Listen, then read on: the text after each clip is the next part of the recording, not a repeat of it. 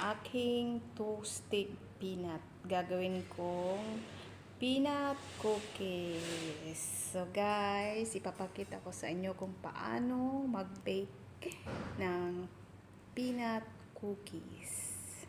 Guys, gagawa na ako ng peanut cookies. Ito na guys yung peanut butter, blender ko. Tapos inihalo ko na siya sa plain flour. So, ayan guys, ang ating peanut cookies. Kailangan nyo guys dito ng 350 grams of peanut. Yung kailangan i-roasted nyo muna siya guys. At pagkatapos lagyan nyo ng half teaspoon of salt, 140 grams of sugar. Yun lang guys ang ilalagay nyo dito. Pagkatapos nyong ma-blend yung yung peanut nyo, kailangan nyo guys ihalo dito sa 300 grams of flour. So ayan na po ang kalabasan niyan. Then pagkatapos niyan guys, ihalo natin yung 150 grams of oil. So halo nyo yan guys. Halo po natin.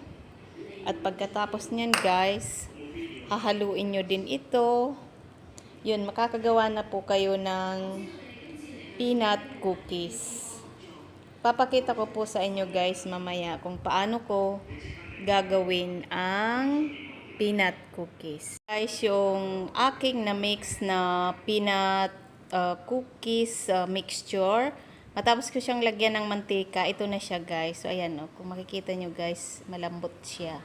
At pagkatapos guys, ito yung sukatan ko para po pantay-pantay yung aking cookies. So mamaya guys, pakikita ko ulit sa inyo ang aking cookies. So dyan lang po muna kayo dahil hawak ko po ang cellphone ko.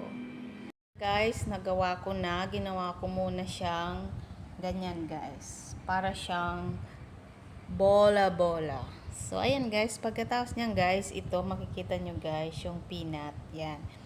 Ilalagay nyo yan dyan sa ibabaw para mayroon po siyang design. Yan. Lalagay natin yan dyan guys, para maganda ang inyong peanut cookies. At pagkatapos niyan guys, ito, makikita nyo guys, ito. Ito yung egg yolk. Kailangan nyo siyang lagay dito. Yan. Para mamaya, kapag na-bake nyo na siya guys, napakaganda niya. Kulay dilaw siya. Pero hindi po to yung mga dilawan na laging kontra kay Tatay Digong ha. Sabihin ko sa inyo guys, egg yolk po ito. Sinasabi ko lang po kasi alam nyo naman. Ayan. So, ganyan po ang paggawa. So, itutuloy nyo lang po guys paglagay ng peanut. Yan. Para lang tayo guys naglalaro niyan. Yun. May design pang nalalaman. So, para maging presentable yung ating peanut cookies. Kasi guys, order yan sa akin ng kapatid ng bossing ko. So, ipipick up niya to mamayang gabi. So, gagawin ko muna guys ha, at mamaya ipakikita ko ulit sa inyo ang aking peanut cookies. Kung makikita ninyo, mayroon na siyang peanut at mayroon na po siyang egg yolk. Kailangan i-brush nyo yung egg yolk guys para yan, ganyan siya. So, i-bake ko na siya guys. Guys, ang ating peanut cookies. Yan. Ayan.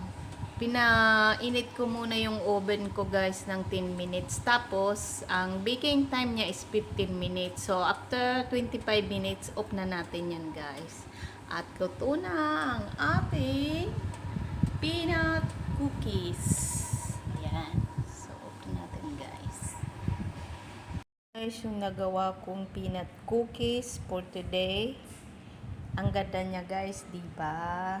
Manang-mana sa nag-bake. Charot. Joke lang guys. So, sana nag-enjoy kayo guys sa aking baking tutorial for today. See you next video guys. Salamat. Bye-bye.